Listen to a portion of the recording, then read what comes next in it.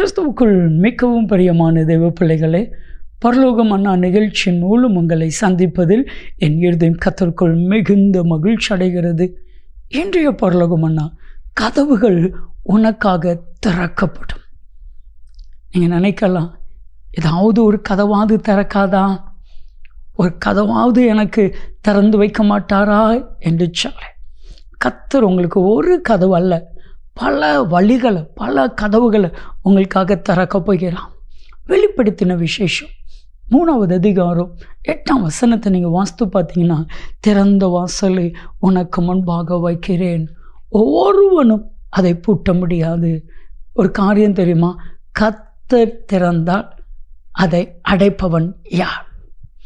எனக்கு கர்த்தர் உங்களுக்காக நிறைய கதவுகளை திறக்க போகிறார். விசுவாசிங்க, விசுவாசிங்க. என்னென்ன காரியங்கள்லாம் அடைப்பட்டு இருந்துச்சோ, அடைப்பட்ட அத்தனை கதவுகளையும் திறந்து ஆசீர்வாதமான வாசல் வழியாக கர்த்தர் உங்களை நடத்த போகிறார். கதவுகள் எல்லாம் உங்களுக்காக திறக்க போகிறது.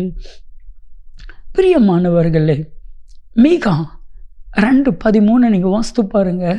தடைகளை நீக்கி போடுகிறவர் உங்களுக்கு முன்பாய் செல்லுகிறார், அவர் தடைகளை நீக்கி வாசலால் உட்பிரவேசிக்க பண்ணி உங்களை ஆசீர்வாதத்துக்குள் நடத்துவேன் என்று சொல்லுகிறார். இன்னைக்கு எதெல்லாம் உங்களை தடுக்குது, எந்த மனுஷங்க உங்களுடைய முன்னேற்றத்தை தடுக்கிறாங்களோ அதையெல்லாம் கர்த்தர் அப்புறப்படுத்த போகிறார். யாரும் உங்கள் முன்னேற்றத்தை தடுக்க முடியாது. எந்த பிசாசாலும் உங்களுடைய முன்னேற்றத்தை தடுக்க முடியாது. எந்த மனுஷனாலும் உங்கள் ஆசீர்வாதத்தை தடுக்க முடியாது. தடைகளை எல்லாம் கர்த்தர் உடைத்து போட போகிறார். வேதாகமத்தில் மகிமையான ஒரு வாக்குத்தத்தத்தை கர்த்தர் வச்சிருக்கிறார். வேதம் சொல்லுகிறது, ஏசாயா 45:4, இதோ வெண்கல கதவுகளை உடைத்து இரும்பு தாழ்பால்களை முறித்து அந்தகாரத்தில் இருக்கிற புதையலையும் பொக்கிஷத்தையும் நான் உனக்கு கொடுப்பேன். இப்போ நமக்கு ஒரு நல்ல ஆசீர்வாதம் கிடைக்காதபடிக்கு தடை பண்ணி வச்சிருக்கிற வெண்கல கதவுகள், இது பிசாசின் நிமித்தமாக நம்முடைய ஆசீர்வாதத்தை தடை பண்ணி வச்சிருக்கிற சத்துருவின் கிரியைகளை கர்த்தர் அழித்து போட்டு அந்தகாரத்தில் இருக்கிற புதையலையும் பொக்கிஷத்தையும் உங்களுக்கு கர்த்தர் கொடுப்பா. எத்தனை பேர் விசுவாசிக்கிறீங்க? எத்தனை பேர் விசுவாசிக்கிறீங்க? இந்த வார்த்தை, இந்த வாக்குத்தத்தம் உங்கள் வாழ்க்கையில் நிறைவேறும். யோவான் 11:40 நீங்கள் விசுவாசிங்க, அவருடைய மகிமையை காண்பீங்க.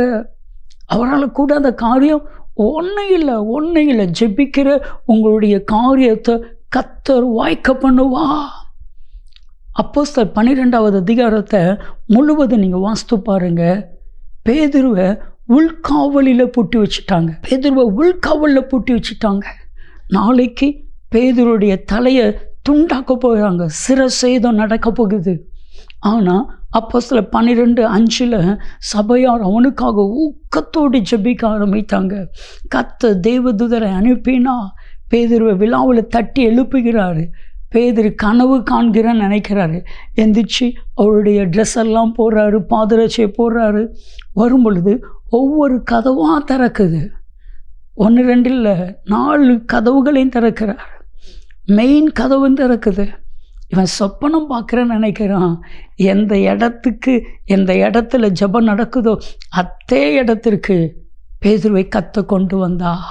அப்போஸ்தலர் 12:12 மார்க்கு என்று பெயர் கொண்ட யோவானுடைய தாயாகிய மரியாள் வீட்டில் பேதுருவுக்காக அநேகர் ஜெபம் பண்ணிட்டு இருக்கிறாங்க. என் அன்பு தேவ பிள்ளைகளே, நீங்கள் ஜெபிக்கிற ஒவ்வொரு காரியத்திற்கும் நிச்சயமாக பதில் உண்டு. கதவுகளை கர்த்தர் திறக்கிறான். கர்த்தர் திறந்தா ஒரு மனுஷனை அடைக்க முடியாது. ஆசீர்வாதமான கதவுகள் உங்களுக்காக திறக்க போகிறது. என் கூட இணைந்து ஜெபிப்பீர்களா? அன்பின் தகப்பனே, ஆசீர்வாதமான கதவுகள் திறப்பதாக நீர் அப்படி செய்கிறதற்காக நன்றி, நன்றி, நன்றி. இயேசு கிறிஸ்துவின் நாமத்தில் ஜெபிக்கிறோம் ஜீவனுள்ள பிதாவே, ஆமென், ஆமென். ஆசீர்வாதமான கதவுகள் திறக்கும். நன்மையும் கிருபையும் ஆசீர்வாதங்களும் நிச்சயமாக உங்களை தொடரும்.